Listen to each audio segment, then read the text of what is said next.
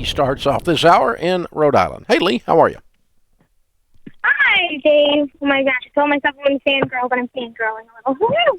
Hey, I'm having trouble hearing you. Can you speak directly into your phone, please? Hello? Yes, ma'am. Okay, try again. What'd you say? Okay. I said I wouldn't fangirl, but I'm fangirling right now. Well, we're honored. Thank you. How can we help? Okay, so I was told I have a very unique situation. Last year, I actually got divorced, but I recently moved back in with my ex-husband, and we're doing really well. Pretty much, he's treating everything like nothing ever happened. We got married under God, so we're still married. And I'm like, well, maybe we should, get legally married again, so that way we can put, finances together. But he's like, no, I like it the way it is because, we split the finances and everything, and he'll only marry me if I buy him a $50,000 car. Are you kidding? No.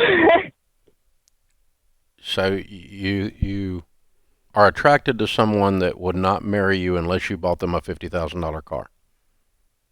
Well, because he says that if I really loved him, because after the whole divorce thing, that this would, prove that I'm, committed or whatever. I'm not sure. Oh, I see. How old are you? I'm 28. Okay. Lee, this guy's terrible. Why did you get divorced? 2 years ago when you guys got divorced? What was the reason for that? Was it you or him? Me. Why? Infidelity. Infidelity, yeah. And the reason he doesn't want to get legally married to you again, he's saying is because of the money. And I'm going to bet probably something else. So, Lee, I think that your instincts, first off, were right. I'm telling you, if my husband, if we were in our serious relationship about to be married, and he said, in order to marry me, you're going to have to buy me a $50,000 car, I would say, well, enjoy the $50,000 car because I'm leaving and you're not going to be getting that. That's Lee, there's a lot of dysfunction there. Do you know that? Do you understand that? Oh yeah. I told him, I go, I don't know why you need a $50,000 car because he's been on this. Why does he need a $5,000 car for you to marry him? The $50,000 isn't the point though. It's there's an asset there that he's asking for. Do you get that part? Yeah. He says that it has to be $50,000 because he's worth $50,000, and I put him through a lot of stress and everything. So yeah. I'm like, I don't have that money, so. Okay, let me stop you, okay, kiddo. Here's the thing. You need to go see a good pastor and a good marriage counselor and start to get some help. Okay? Due to the infidelity, you running around on him, you got divorced, and you feel really guilty for that, and now he's using that to manipulate you. And so you guys are a serious pair of mess here. There's no way that this is going to end in a positive situation without a lot of help. And he's got to understand what forgiveness is.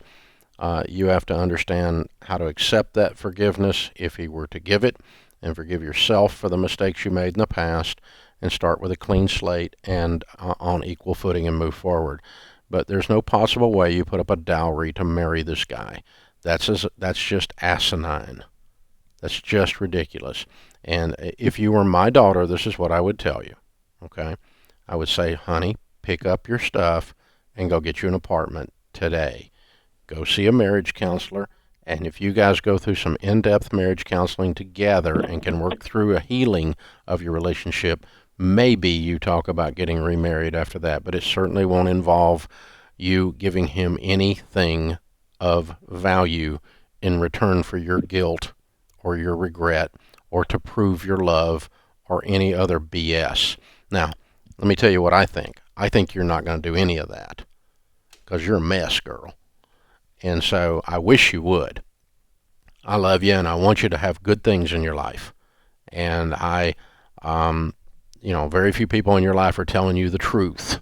They don't care enough about you to tell you the truth, and I'm telling you the truth. You need to get out of there today.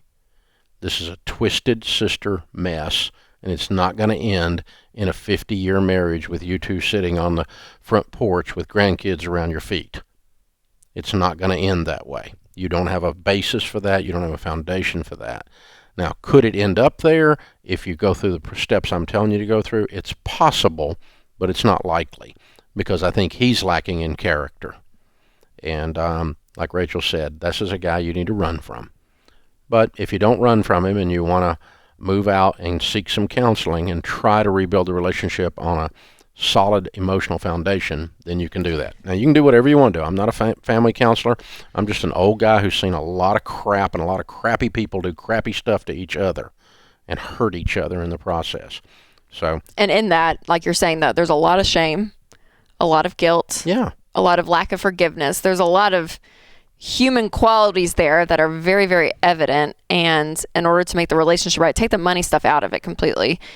But focusing there just on that relationship as you two as individuals, the healthier you both can become, and then coming together, yes, will be, we'll create the formula for the marriage to be possibly withstanding other things. But there's a lot of dysfunction there in just that question. Wow. I'm sorry, kiddo. I wish you had a better situation, but let me tell you, what you allow in your life is what's going to take place. And you're allowing a shame-based booty call is all you're doing here. That's all that's going down. And, you're going to have to decide, are you worth it or not, to stand up and walk out of there and say, I'm going to have a different situation, and I'm going to rebuild my life, and I'm going to have a solid foundation that I go to. But that's all this is. It's just back to the original thing that drew you guys together, which was a physical connection, and that's drawn you back together, and he wants to act like nothing's going on, except that he wants a $50,000 car. Of course there's something going on. His heart's still screwed up. He's still mad. He's still angry. But we can live together. It's, I'm sorry, honey. I wish you had a different situation. My heart breaks for you. It really does. But that's what I would tell my daughter, and I don't know if you'll do it or not. I hope you do it. But I hope you get some good, solid men and women in your life that can guide you and love you well through this, and help you keep your mind focused on things that'll work.